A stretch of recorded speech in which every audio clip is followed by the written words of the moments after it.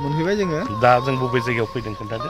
जोङो कार्बि माबा क'क्राझार चन्द्रपारायाव फैबाय जुबिन दानि दिनै बार्थडे जोनोम सान बेखायनो जों दा बेहाय मोनफैबाय मैयानो फैदोंमोन जों क'क्राझाराव दंमोन दायो दा जायगायाव सफैबाय आरो नै नायना लादों नोंथांमोना मर्निं टाइम नालाय दा फैहांगासिनो दं मानसिफ्रा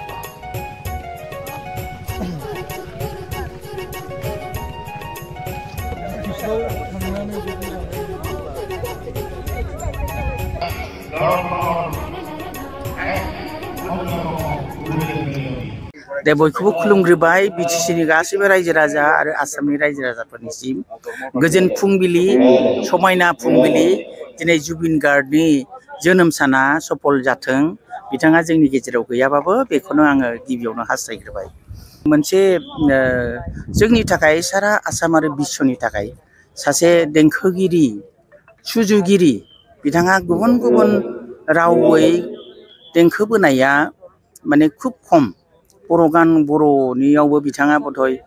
40थानिबो बांसिन मेथाइ खनदों जों मिथियाखैमोन नाथाय खनदों दिनैनि बे साना जोबोद गोथार हाग्रामा महिलारि बिथाङा बिटिसिसिम बिथाङा इलेक्सन केम्पेइन टाइमावनो बिटिसिनि इलेक्सन 2025 मायथाइनि जे इलेक्सन जाफुदोंमोन बेहायनो बिथाङा 19 सेप्तेम्बराव रुंसारि जादों एक्सिडेन्टलि दा बे दिनावनो हाग्रामा महिलारि बिथाङा जोबोद दुखु मोनदों बिथाङा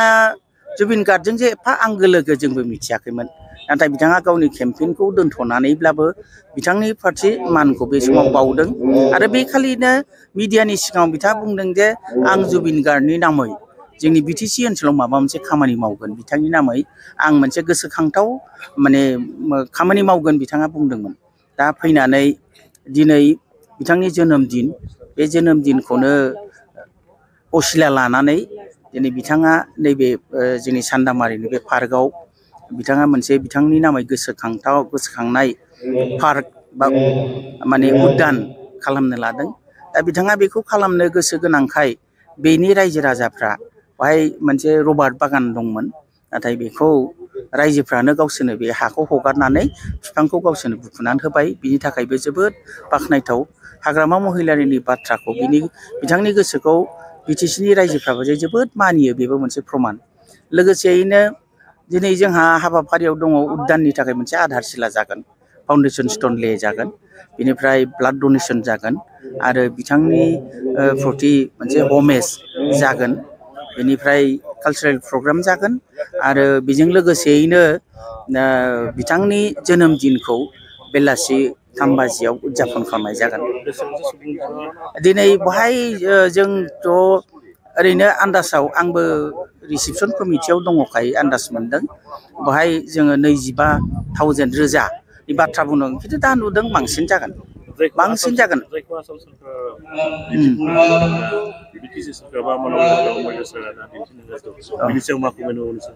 आङो रावबो सरखारजों चेलेन्जखौ बुंनाय नङा चेलेन्जनि खोथाखौ बुंनाय नङा जाय जेरै हागौ खालामदों खिन्थु हाग्रामा महिलारि बिथाङा जे सासे बयनिबो थाखाय मावनो गोसो दं बेखौ बुंजायो आरो मेन जिनिसा बिनि आंगो लोगो सासे आंगो लोगोआ आंगो लोगोनि प्रति जे दायबद्धता बिबान दङ बेखौ दिनै सारा मानसि समाजाव दिनै मोनसे आदर्श हिसाबै दिन्थिनाय जादों जे जोङो लोगो होननानैल' लोगो जानानै गावजों गाव एना एनि जायोबा लाब गैया आंगो लोगोनि प्रति जे मानसिया मोनसे दायित्व दङ बेखौ दिनै हाग्रामा महिलारि बिथाङा माने खोन्थानानै होबाय आरो बियो मानसिनि समाजाव आदर्श जानानै थाथों आरो बे पार्कआ जोबोद गोसोखांथावना समायना जागोन जुबिन गार्गआ बिफां लाइफांखौ मोजां मोनो जों दिनै बिथां मोजां मोननाय नागेश्वर नाहर होनो बे बिफांखौ बिथाङा माने 53 बोसोर जाबाय बिथांनि बैसोआ दा दिनै जों 53 नाहर बिफांखौबो गायनाय जागोन आरो दिनै बिथांनि जोनोम सानखौ लाफानानै आरो बियो दिनै सारा बिटिसि आसाम आरो मुलुगनि मोनसे लोगोनि प्रति थानाय जे दायबद्धता बेखौ मावफुंनाय जाबाय होननानै आं फोथायो आरो